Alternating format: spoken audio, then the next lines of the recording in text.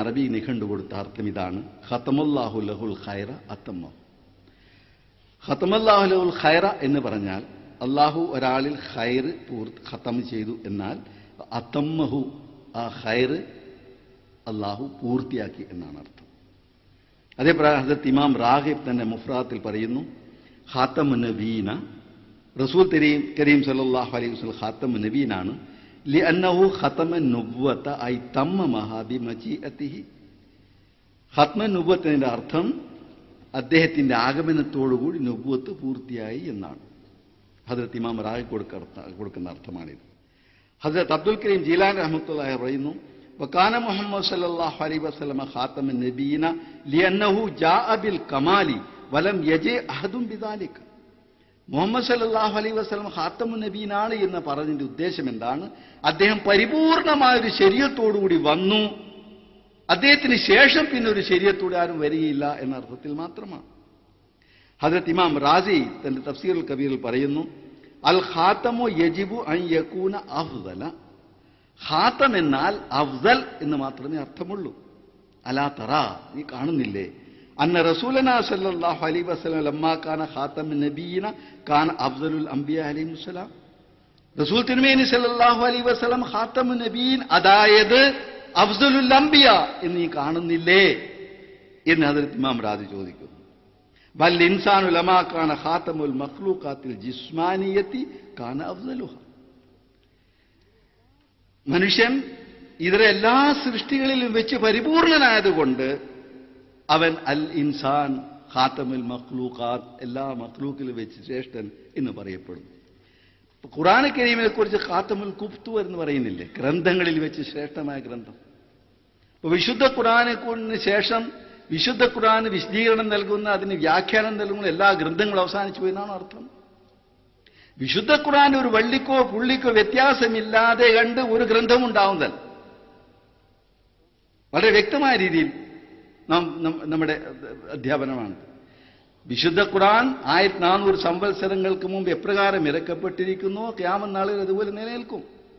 അതിലൊരു വെള്ളിക്കോ പുള്ളിക്കോ വ്യത്യാസം ഉണ്ടാകുന്നതല്ല, വ്യത്യാസം ഉണ്ടാക്കുന്ന ഒരു ശരീഅത്തിന് ഉണ്ടാകുന്നതുമല്ല. ആ രീതിയിലാണ് ഖാത്തമുൽ കുത്തുബ്. അതേ രീതിയിൽ റസൂൽ സല്ലല്ലാഹു അലൈഹി വസല്ലം ഖാത്തമുൻ നബീനാണ്. അദ്ദേഹം കൊണ്ടുവന്നിരിക്കുന്ന ശരീഅത്ത് പരിപൂർണമായ ശരീഅത്താണ്. ആ ശരീഅത്തിൽ വിഭിന്നമായ രീതിയിലുള്ള നുബുവത്തോടുകൂടി അവസാന കാലം വരെ നുബുവത്ത് ഉണ്ടാകുന്നതല്ല. ഇതാണ് നിങ്ങളുടെ വിശ്വാസം. ലാ നബിയ ബഅദി എന്ന് പറയുന്ന അർത്ഥം ഇത് തന്നെയാണ്. റസൂൽ തിരുമേനി സല്ലല്ലാഹു അലൈഹി വസല്ലം ഒരു സ്ഥലത്ത് മാത്രം ലാ നബിയ ബഅദി എന്ന് പറഞ്ഞിട്ടില്ല. ആ പുണ്യാത്മ എന്താണ് പറയുന്നത്? കാനത്ത് ബനൂ ഇസ്രായീല തസൂസുഹുൽ അംബിയാഉ കുല്ലമാ ഹലക നബിയുൻ ഖലഫഹു നബിയുൻ ഫഇന്നഹു ലാ നബിയ ബഅദി സയകൂനു ഖുലഫ. ബനി ഇസ്രായേലുകളിൽ എപ്പോഴും പ്രവാചകന്മാർ തന്നെയായിരുന്നു ആത്മീയ ഭരണം നടത്തിക്കൊണ്ടിരുന്നത്. കുല്ലമാ ഹലക നബിയുൻ ഖലഫഹു നബിയുൻ, ഒരു നബി വഫാത്തായാൽ അദ്ദേഹത്തിന് ശേഷം വരുന്ന ഖലീഫയായി വരുന്ന അയാളും നബിയായിരുന്നു ബനി ഇസ്രായേൽ. പക്ഷെ ലാ നബിയ ബഅദി, എനിക്ക് ശേഷം വരുന്നയാൾ നബിയായിരിക്കില്ല, സഡൻ ആഫ്റ്റർ, പെട്ടെന്ന് സയകൂനു ഖുലഫ, ഖലീഫകളായിരിക്കും. വളരെ വ്യക്തമായ റസൂൽ സ്വല്ലല്ലാഹു അലൈഹി വസല്ലം ചെയ്യാൻ, ലാ നബിയ ബഅദി, എനിക്ക് ശേഷം നബിയില്ല. ആരായിരിക്കും ഇതിന് ശേഷം ഉണ്ടാവുന്നത്? അബൂബക്കർ, ഉമർ, ഉസ്മാൻ, അലി, ഇവരാരും തന്നെ നബിയല്ല. ഈ ബാദ് എന്നുള്ളത് അതിനൊരു അവസാനമുണ്ട്. ഖിയാമത്ത് നാൾ വരെ ബാദ് പോകുന്നതല്ല. എന്താണത്? ലൈസ ബൈനി വബൈനഹു നബിയ്യ്, എനിക്കും വരാൻ പോകുന്ന വാഗ്ദത്ത മസീഹിനും ഇടയിലൊരു നബിയില്ല. ഖിയാമത്ത് നാൾ വരെ ലാ നബിയ ബഅദി എന്നല്ല അർത്ഥം. അല്ലാഹു വിശുദ്ധ ഖുർആൻ മറ്റൊരു സ്ഥലത്ത് പറയുന്നു,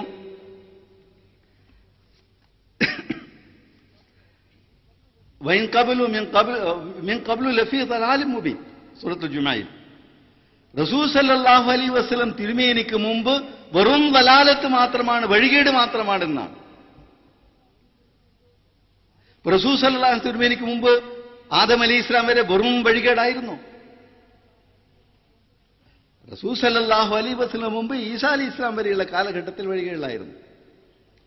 വഇൻ കാനൂ മിൻ ഖബ്ലു ലഫീ ളലാലിൻ മുബീൻ. അതേ ലോകാരംഭം വരെ ജനങ്ങൾ മുഴുവൻ വഴികേടായിരുന്നു എന്നല്ല ഈ മിൻകബൽ എന്നതിന്റെ അർത്ഥം.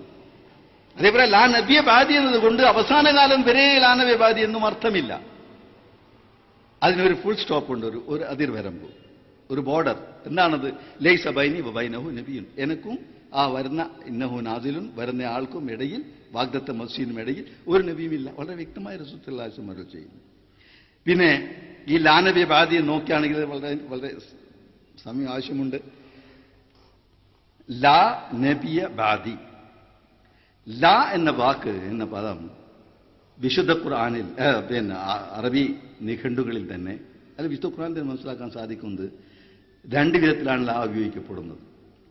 ലാ നബിയ ജിൻസ്, ലാ നബിയ വസ്. ലാ നഫിയ ജിൻസ്, ലാ നഫിയ വസ്. ജിൻസിനെ നഫി ചെയ്യാൻ വേണ്ടിയുള്ളത്, ഒരു ധാതുവിനെ നിഷേധിക്കാനുള്ളത് ലാ, അത് ഉപയോഗിക്കുന്നുണ്ട്. പിന്നെ ഗുണത്തെ നിഷേധിക്കാനും ലാ ഉപയോഗിക്കുന്നുണ്ട്. ഉദാഹരണമായി ഇലാഹ് ഒരു ധാതുവാണെങ്കിൽ ലാ ഇലാഹ ഇല്ലല്ലാഹ്, ലാ നഫി ജിൻസാണ്. ആരാധ്യൻ എന്നൊരുത്തനുണ്ടെങ്കിൽ അള്ളാഹു മാത്രമാണ്, അള്ളാഹു അല്ലാതെ വേറെ ആരാധ്യനില്ല. ഇവിടെ വന്ന ലാ നഫി ജിൻസാണ്. പിന്നുള്ളത് ലാ നഫി വസ്ഫാണ്, സിഫത്തിനെ നിഷേധിക്കുന്നത്. റസൂൽ തിരുമേനിയുടെ ഹദീസിൽ നമുക്ക് കാണാൻ സാധിക്കുന്നതാണ് ലാ ഹിജ്റത ബഅദൽ ഫതഹ്, ഫതഹ് മക്കയ്ക്ക് ശേഷം ഒരു ഹിജ്റത്തുമില്ല. ഇപ്പൊ ഫതഹ് മക്കയ്ക്ക് ശേഷം ഫതയിൽ നിന്ന് പിന്നെ മക്കയിൽ നിന്ന് വേറെ ഹിജ്റത്തില്ല എന്ന് മാത്രമേ അർത്ഥമുള്ളൂ. ഖിയാമത്ത് നാൾ വരെ ഹിജ്റത്തില്ല എന്നല്ല അർത്ഥം.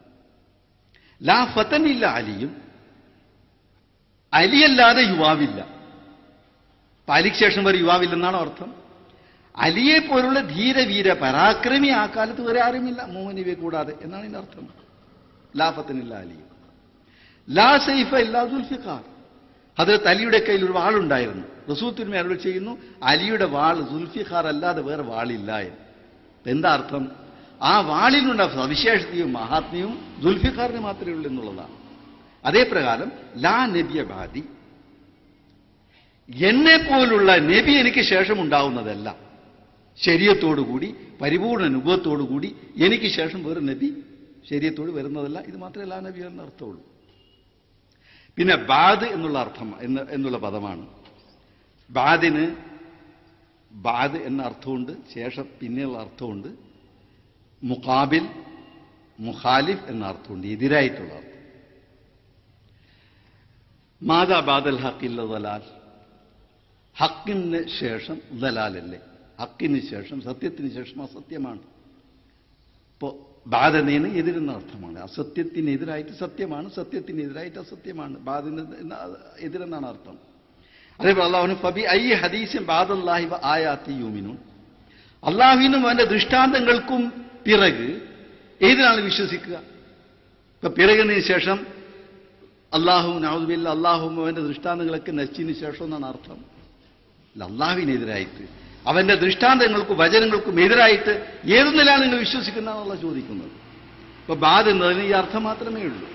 ഹദ്റത്ത് ആയിഷ റളിയല്ലാഹു അൻഹ അരുളി ചെയ്യുന്നു ഖൂലൂ ഇന്നഹു ഖാതമുൽ അംബിയാ വലാ തഖൂലൂ ലാ നബിയ ബഅദഹു, നിങ്ങൾ റസൂൽ തുർമിയെ കുറിച്ച് ഖാതമുൽ അംബിയ എന്ന് പറയുക, പക്ഷെ അദ്ദേഹത്തിന് ശേഷം ഒരു പ്രവാചകനും ഇല്ല എന്ന് പറയരുത് എന്ന് പറയുന്നു. ഹദ്റത്ത് അല്ലാമ മുഹമ്മദ് താഹിർ റഹ്മത്തുള്ളാഹി പറയുന്നു ലാ നബിയ ബാദി എന്നതിന്റെ അർത്ഥം ലിഅന്നഹു അറാദ ലാ നബിയുൻ യൻസഖു ശരീഅത്തു, റസൂൽ സല്ലല്ലാഹു അലൈഹി വസല്ലം ശരീഅത്തിനെ മൻസൂഖ് ചെയ്തുകൊണ്ട് ഒരു പ്രവാചകൻ വരുന്നതല്ല എന്നാണ്. ഹദ്റത്ത് മുല്ല അലിൽ ഖാരി സുന്നികളുടെ സുപ്രസിദ്ധ പണ്ഡിതൻ പറയുന്നു ഇതിൽ മാന അന്നഹു ലാ യഅതി ബഅദഹു നബിയുൻ യൻസഖു മില്ലത്തു വലം യകും മിൻ മില്ലത്തി, റസൂൽ സല്ലല്ലാഹു അലൈഹി വസല്ലമിന്റെ ശരീഅത്ത് മൻസൂഖ് ചെയ്തുകൊണ്ട് ഒരു നബിയും വരുന്നതല്ല. ഇതാണ് അഹ്മദിയുടെ വിശ്വാസം. റസൂൽ സല്ലല്ലാഹു അലൈഹി വസല്ലം ഖാതമു നബീനാണ് എന്നതിന് ലാ നബിയ ബാദി എന്നതിനുള്ള ചെറിയൊരു വിവരണം മാത്രമേ നിങ്ങളുടെ മുമ്പാകെ വെച്ചുള്ളൂ. ഒരു കാര്യം കൂടി നിങ്ങളുടെ മുമ്പാകെ വെച്ചുകൊണ്ട് ഞാൻ അവസാനിപ്പിക്കുകയാണ്. അഹമ്മദികളെക്കുറിച്ച് പൊതുവിൽ പറയപ്പെടുന്നത് അഹമ്മദിയ പ്രസ്ഥാന സ്ഥാപകത്ത് അഹമ്മദ് അലി ഇസ്ലാം നൗദുബില്ല 30 ദജ്ജാലികൾപ്പെട്ട ഒരാളാണ്. തനിക്ക് ശേഷം 30 ദജ്ജാലികൾ വരും എന്ന് റസൂൽ തിരുമേനി സല്ലല്ലാഹു അലൈഹി വസല്ലം അരുൾ ചെയ്തിരിക്കുന്നു എന്നാണ്. ആ 30 ദജ്ജാലുകളും വന്നതായിട്ട് ഏകദേശം 500 വർഷങ്ങൾക്ക് മുമ്പ് തന്നെ മുഫസ്സിറുകൾ പറയുന്നുണ്ട്. ആ 30 ദജ്ജാലും വന്നിട്ടുണ്ട് എന്ന്. ശറഉൽ അഖായിദ് എന്ന ഗ്രന്ഥത്തിൽ ഈ വ്യാജവാദികളെക്കുറിച്ച് പറയുന്നു ഖദിദ അബാദുൽ കസ്സാബിൻ നുബുവത മുസൈലിമത്തുൽ യമാനി വൽ അസ്വദുൽ അൻസി